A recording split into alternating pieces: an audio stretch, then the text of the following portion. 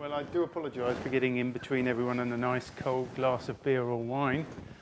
I'll try and make it interesting for you. Let me just get a gauge on who here is making hardware or is familiar with using hardware.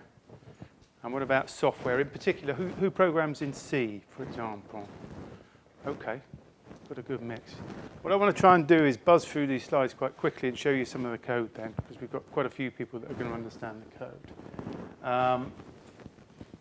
The reason I put hardware for software engineers here is this is a slightly different way of looking at things. It kind of extends what a microcontroller can do without the complications of things like VHDL and Verilog, etc., or HDL. So what I'm going to do is just move through some of these quickly. Turn the power on, Alan. Thank you. And what I want to talk about here is concurrency or parallelism. And down at this end of the table, we have the basic microcontrollers or microprocessors. And this is great for all sorts of fairly basic applications. Some examples here, simple state machines, PWM, RC servos, for example, LED driving, lighting, low frequency ADCs, anything that's open loop that doesn't require very, very quick response times, temperature control, PIDs, logging, monitoring, sensoring, and measuring. And we've seen quite a bit of measurement going on with the Internet of Things, for example. Then right at the other end, we've got the really complex real-time devices that have to deal with many, many different things. So what's happening at this end is the system somehow is juggling many different tasks, IOs, or closed-loop systems. Applications, things like multi-axis servos, multi-channel communications, things that do, 10 serial channels over an Ethernet socket, or applications like a smart grid that may be starring out like Ethernet to a number of low bandwidth ports, but compressing them down to one single high bandwidth gigabit or something. Multi-channel audio is very difficult. High rate audio in multi-channels uses up your processing power pretty quickly, particularly if you're doing DSP on the audio in real time. Brushless DC field-oriented control, which is probably the most optimized way of driving brushless DC motors. With this, you're relying on the microcontroller, microprocessor, or FPGA to actually work out where the stator is in real time and what the magnetic fields are in order to run it at different speeds in the most efficient manner. That's really important for high-efficiency systems, motor control systems. Ultrasound, ultrasonics, again, you need the speed. High-frequency ADC acquisition, digital signal processing. Real-time closed-loop control, where you have very, very hard deadlines. Things like AVB and EtherCAT, which is very low latency messaging over existing Cat5 type Ethernet cabling. And display driving, and also high-speed USB. So if we look at sequential microcontrollers, they're simple, low cost. It's all in the code. You don't have to know too much hardware. You can just be a software engineer in many cases and write your firmware. But not so fast, Batman. Your normal control loops and configuration for something like a microcontroller is a main, which does the configuration and then runs a kind of tick process normally.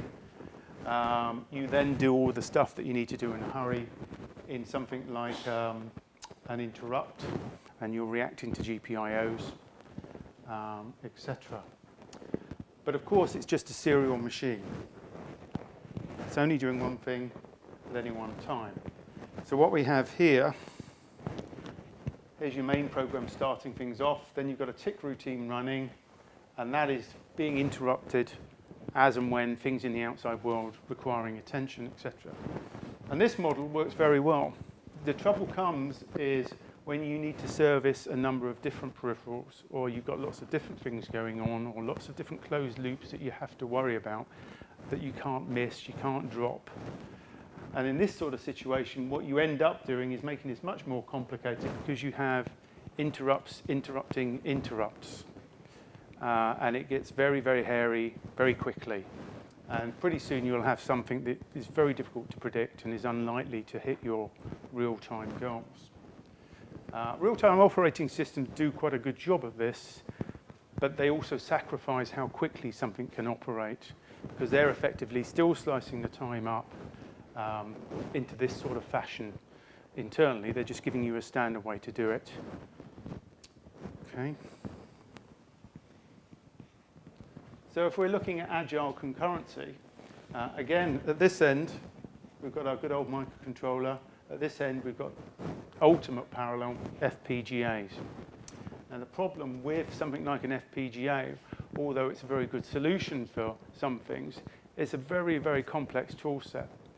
Because quite often you're going to find that you're going to need to have a core within that FPGA as well. So you're actually combining a number of disciplines. You're combining, you know, HDL or Verilog VHDL skills, which are very, very different in many cases from the kind of C and software skills. You do find people that do actually do both of these, but it's actually quite a rare combination. So actually getting something working in an agile fashion when it comes to designing an FPGA project is very difficult, and you have very long cycles, development cycles. Whereas we look at this end, and we're looking at the microcontroller, you know, your cycle is as fast as your make command followed by a JTAG or upload, which tends to be a few seconds, quite literally, and it's very small amounts of code. When you're dealing with things like the FPGAs, you have enormous amounts of software that have to run to compile the Verilog, etc., and then set it into the FPGA chip itself, and then it has to run the core, then it has to upload the software as well that you've written for the core and have that interact. So you've got a very, very long cycle, and it's very difficult. But there is a solution, which is what I want to talk about today, what I call nicely concurrent. And I'm going to talk about a device called the XS1 from a company called XMOS, and I'm going to talk about the tools around it and explain why it's different and why it might be a good reason to go in between those two things and get some of the agile benefits. If you remember what we had before, we had a main routine and then a basic tick algorithm that's constantly being interrupted. Well, when you run on something like an XMOS XS1, you have a number of cores. The chip you buy can be bought with a number of different cores built in. So if we look on here, at the top we can say we've got our blue core running 3 tasks, our green core running another 3 tasks, our yellow core running another 3, and a red core running a final 3 different tasks. So in terms of our grayscale of concurrency here, within a core we have tasks which run on the same effective core, and then we have cores running multiple sets of tasks. Some of these tasks can share memory. Some of them can't. It depends on the configuration of the chip. But you can always use channels as a communication medium that will always work between any cores. Okay? And this is a message passing system. So you are duplicating the information by moving it. You're not passing things like pointers around. If you're doing memory manipulation, you may be passing pointers around. So what does it provide? Well, it gives you a good scale of concurrency. You can buy an XMOS XS1 chip for about £2, and that will give you 4 cores. And in each of those cores, you can run several tasks. Or you can go up to much larger core systems, as I will mention in a second. They have a very fast response time. They have an event-driven model, which is a really good way to program when you're dealing with very complex systems. They are deterministic. That just means predictable, and I'll go into a little bit of that. There's a very agile tool set, comes free of charge, and everything is code, basically. Everything you do on this is code, as you'll see shortly. You don't have to learn peripherals. You actually write peripherals. Code is basically your peripheral. So as I said before, looking at the concurrency angle, you've got many tasks per core, up to 16 cores per chip on the new XS1 series that XMOS produce. And there is an older chip called the G4, which actually has 32 cores on it. They also have a scalable interconnect, which allows many chips to be put together on the board. Now, what that means is you can actually combine the chips to get as many cores as you want. But the great thing about this is once you started writing your software, you can add in as many cores as you want in order to solve a problem.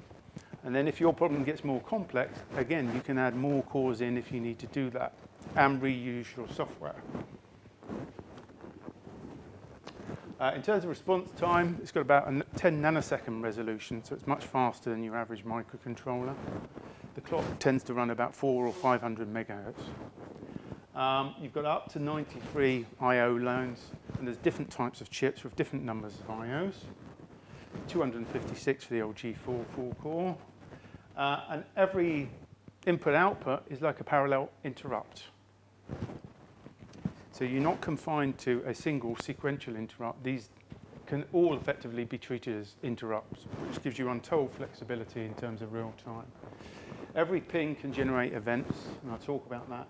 Timers create events. Channels and streams create events. This is where communication between cores happens. And what was introduced recently is interfaces into the language, which is an extension to C, which I will show you, which enables these things to talk to each other safely without you getting into race problems and bound access problems, etc. The deterministic side of this is guaranteed response times for instructions. It's predictable in terms of input and output timings. You've got granular timers and clocks, and you've got clock-accurate simulation. So you can actually simulate and see exactly what your I/Os are doing within the toolkit itself. So you can know predictably that your software will do whatever it needs to do within certain times, given that you can provide the stimulus to test the model. And that simulation is built into the tools. You can use an IDE, which is Eclipse-based, which has all the tools in it. You see a screenshot here showing various different features. This is the Xscope, which is a built-in data function that enables you to move data very quickly from your live code back to the host machine so you can see what's happening with the data. Unlike kind of print commands, which are just too slow, they will slow your code down if you use print commands.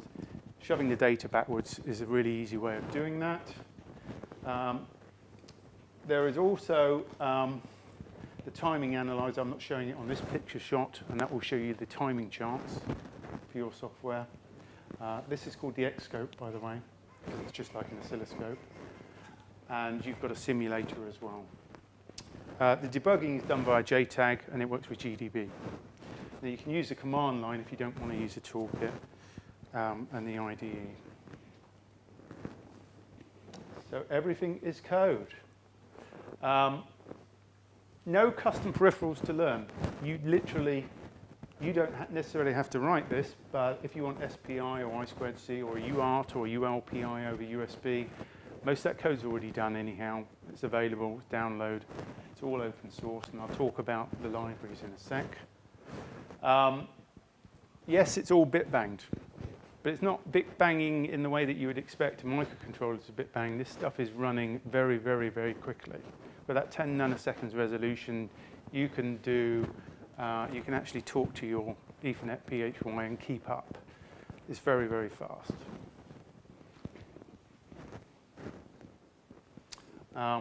One of the other things is you get this kind of modular concurrency. So this piece of software was written by XMOS. It's called Soft IP.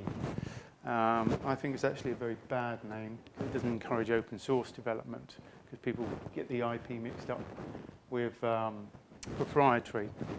All of the code, well, virtually all of it, there is a few bits of USB code that is proprietary. All of it's on GitHub, and it is open source under a very open license, and they encourage contributions. But what you can do here, what's happening in this window is you can run this software, so you can choose all these components on the left-hand side. You drag them into your application here, and it will tell you exactly what resources are required in terms of timers, clocks, IOs, and cores, etc. So you know what sort of chip you need in order to meet the requirements of this design. That will even turn it into a project as well, if you need to, that you can open in the IDE. So it's a really handy tool. Isn't concurrency really difficult? Isn't it a real bitch in C? Normally it would be. What XMOS did was they didn't just stick to C. They actually went on and added some extensions to C to make the concurrency much easier. The simplest form of this is how you run tasks. By putting them within a par, it turns what would normally be a serial run this, run that into two parallel running tasks. It really is simple. In order to make that possible, they have introduced things called interfaces, which are type-safe inter-task communication protocols and communications. You have timers and ports as well. So if we take, for example, this situation here, my cheapo logic analyzer, I've got 4 logic inputs and a trigger input. I've got 4 dip switches here to set a pattern. I've got a display that is 8 bits wide that I can send numerical information to. So what would that look like in terms of some code?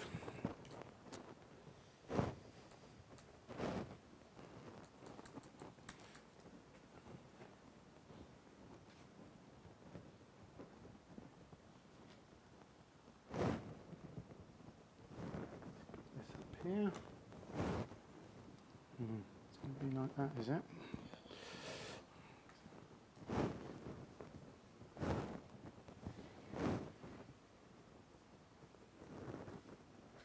Okay. Let's have a quick look at this. It looks very much like C. There's a few new important features. Ports are very important. Now, ports are the I/O pins, effectively, but they have a different type of width. So you can have a 1-bit port, which is just 1 bit going on and off, or you can have a 4-bit port, like a nibble.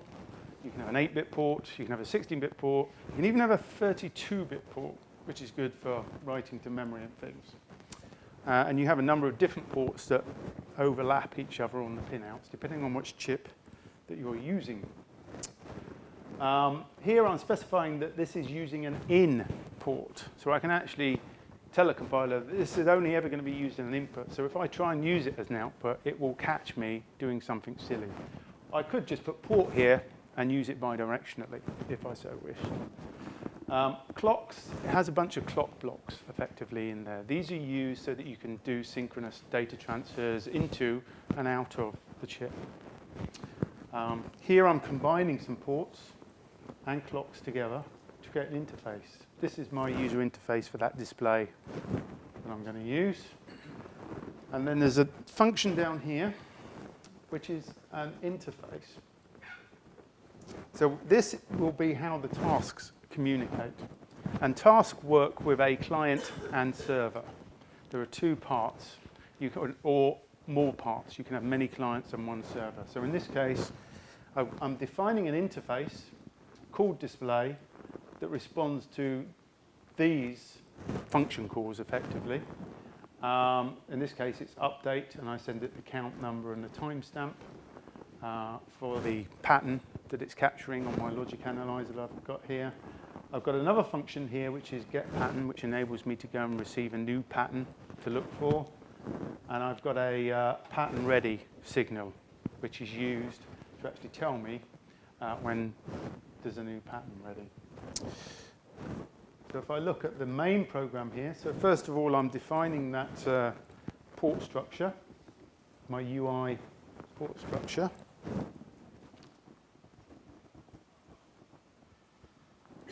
And this is the way that these are defined in the headers that you import for the particular chip or the development board that you've got.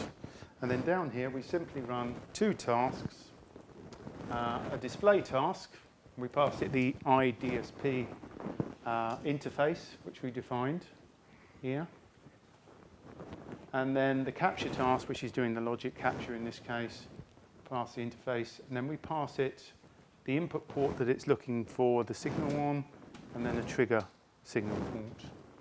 And if we look at the dirty details of what's going on with these tasks, if we take the display task first, we've got some fairly familiar C things going on here. We're then configuring our clock rate. We're then looking at our setting a clock output here, and then we're starting the clock. We're then using our timer to get a timing marker. And then we're using what's called a select. And this is the way that XC deals with events. This is a bit like a switch.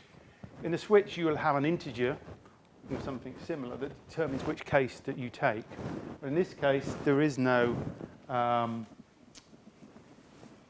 switch integer. What you have is events bubbling up from the hardware or from the interface. So what it's saying here is if this task is called with the get pattern, this case will run because it's just looping around these selects. And it will read the dip switch settings and return that to the pattern variable. So this is an input from a port command here. So it's reading that port, putting it into the pattern variable, and the pattern variable is what's returned from this call. If the display is being updated by the client thread, because this is a server thread, it receives a count and a timestamp. And it checks to see if it's within a certain range, and then it turns the display on. It then sends out the count and then the timestamp to UI data. This is actually quite strange here because you've got a 32-bit integer being sent out here over an 8-bit data. We're using a thing called buffered ports, which it enables you to serialize an 8-bit port with a 32-bit number. It will clock 4 8 bytes straight out automatically without us having to do any extra commands. So you can operate at a much higher speed with less interaction. It's a lazy way of doing it. You can think of it like serialization. So it sends out the count and the timestamp to the display for us. Here's a use of a timer. So alternatively, because we're good energy citizens, we're going to put our display to sleep if it's not doing anything for a period of time. Okay, so all it's going to do here, it says when the timer is after a certain time, and that's set to 0 to start with, then it will turn the display enable off, and then it will read a new time, then it will add a delay to that time, so that next time round it will wait until that's gone as well. And we've got similar sorts of things going on in the capture task. What it's doing, sorry. Here we've got, it's waiting for the pattern ready signal. It then gets the pattern, and then it waits until there's a triggered signal. So down here, when it gets the trigger signal, because it knows that the triggered pin has changed or toggled, it then takes the timestamp of that, enables a trigger, and then it will start triggering, looking at the logic port input, and every time there's a change on the logic port input, it will then send that to the display update and record all of the occasions where it sees that pattern with the timestamp. And this will run very, very quickly because there's not actually much running on this. Just quickly to finish off, so that's the software and the extensions to see.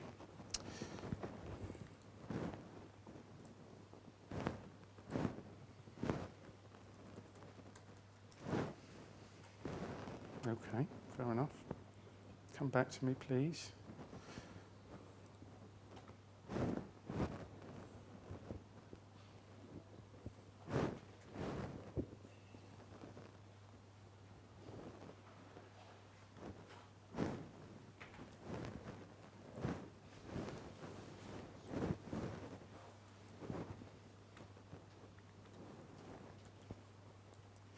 I just want to put some information off so that you've got the links. Come on. Yeah, can't seem to bring it into the foreground.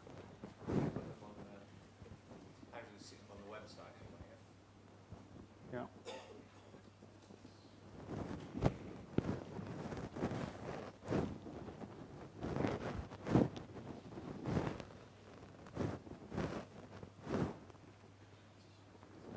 Xcore is the XMOS community.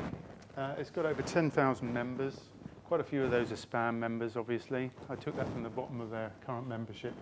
GitHub houses the Xcore open source repositories. There's over 100 contributions already, small libraries. And it's waiting for anyone else to contribute. Quick word about the hardware. They have a very good system called slices. So if you look at something like a slice kit, it has a standard peripheral type interface. So this is one of their high-end development boards. This can sit in 4 different I/O cards. And these cards are real simple. It's using a PCIe edge connector. And those can go straight into this, and you can put in lots of different ones, as well as the debug one, which goes in here. So it's a great modular system. These slices are kind of a standard. It's a weird standard. There is commonality between all the slots. Some of the slots have extra functionality. And you can also daisy chain these boards to add up the cores. This is a 16-core example. They also do a start kit, and we're running the workshop tomorrow. If you come along to the workshop, you'll get one of these to take away. And this is a smaller version. The good thing about this is it has a built-in JTAG debugger. Half of the chip is used to JTAG. The other half is used for your application. It has an ADC on it, USB, and it has a slice connector. Again, same sort of thing as this.